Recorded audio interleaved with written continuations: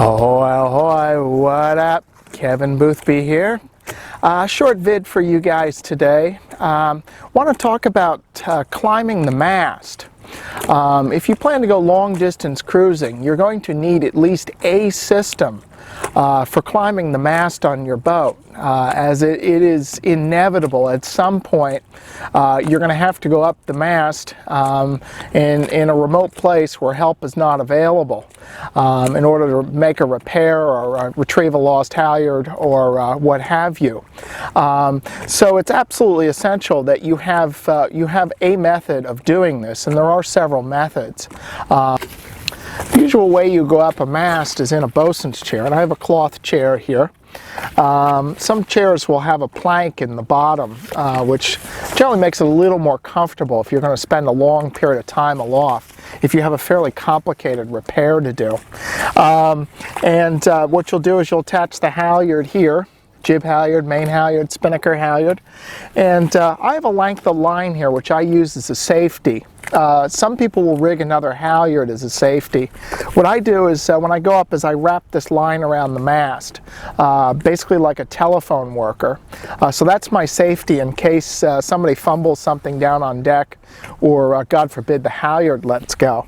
And bosun's chairs will have pockets, usually on either side, so you can carry your tools or whatever you need to get the job done. And so the normal way this is done is that you'll attach the halyard, you'll get in the chair, and somebody down on deck will haul you up or winch you up the mast. But as I said in this video, I want to talk about cases where you don't have anybody to winch you up. So how do you get up the mast by yourself?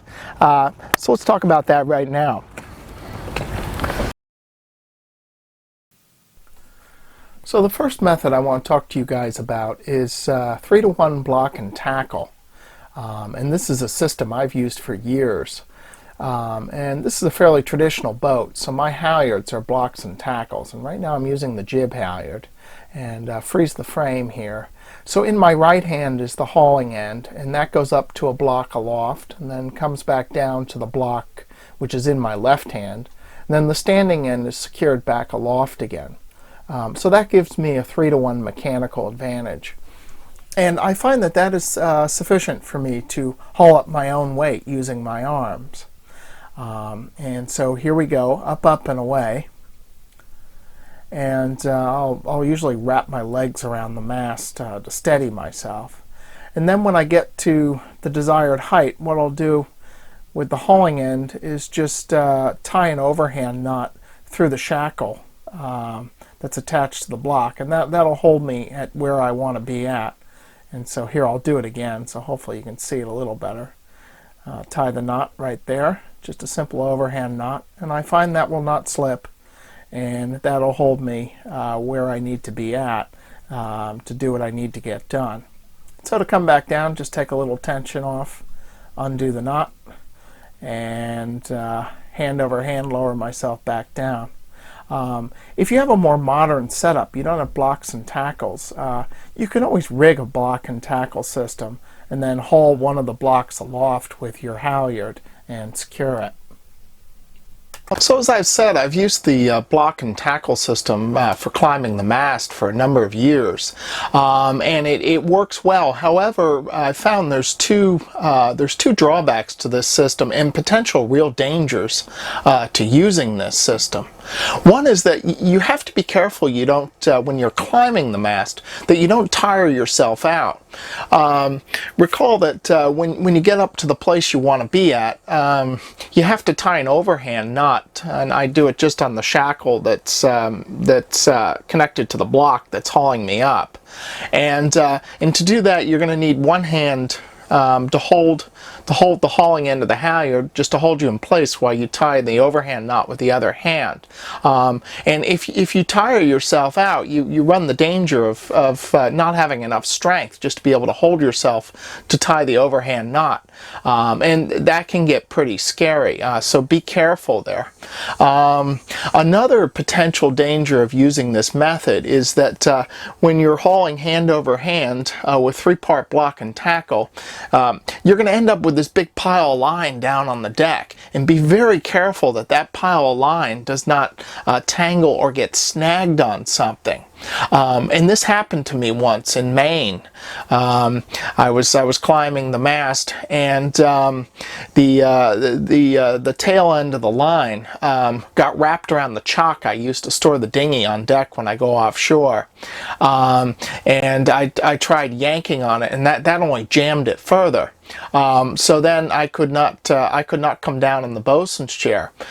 So I ended up having to climb out of the chair and slide down the mast like a fireman, which is it's a great story, but that's not something you want to do. So be very careful of that. So the second method I want to talk to you about is the ATN mast climber.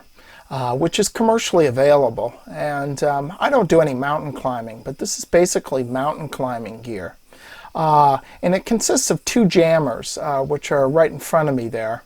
And what you want to do is you want to set up a very taut line to the top of the mast and secure it somewhere down on deck, and you want that line pretty tight, otherwise the jammers will tend to turn horizontally and make them difficult to use.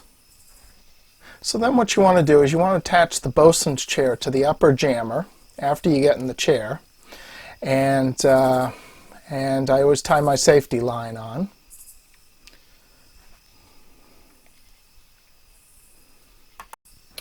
And then you'll see the lower jammer has a couple of cloth stirrups, a couple of cloth steps that are attached to it.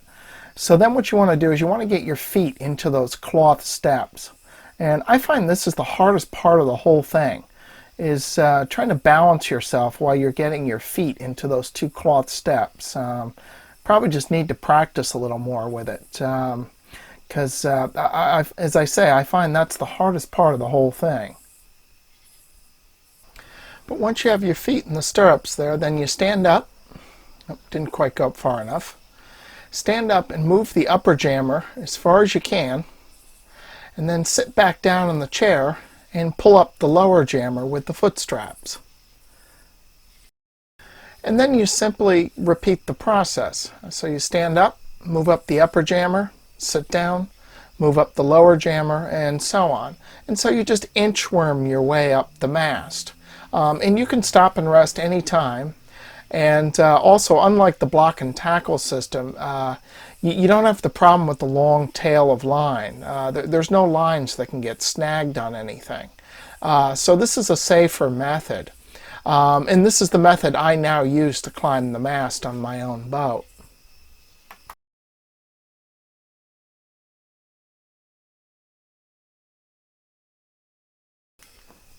And so to come back down, you'll simply reverse the process. You'll stand up on the stirrups, lower the upper jammer, sit down in the chair, and then you'll lower the lower jammer and repeat the process until you work your way back down onto the deck.